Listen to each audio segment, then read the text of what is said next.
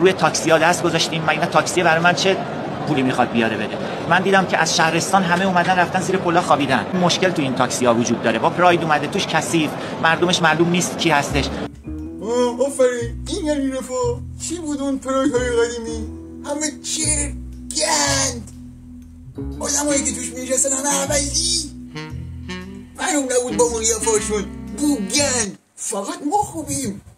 آقای بیزه میتونی از آپشن های ماشین های جدیدتون تعریف کنی؟ بله، چه آپشنی که نداره.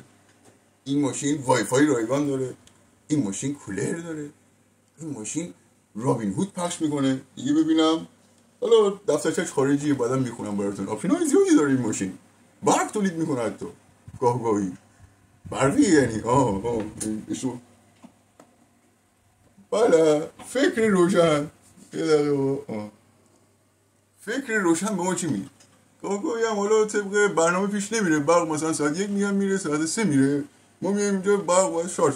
ما با این پولی که در دست داریم، شمشای طلایی رو که ما وارد و صادر میکنیم، ادیسون میگیریم از توی غرب بلند میکنیم و برامون برق تولید میکنه. خوشگلی.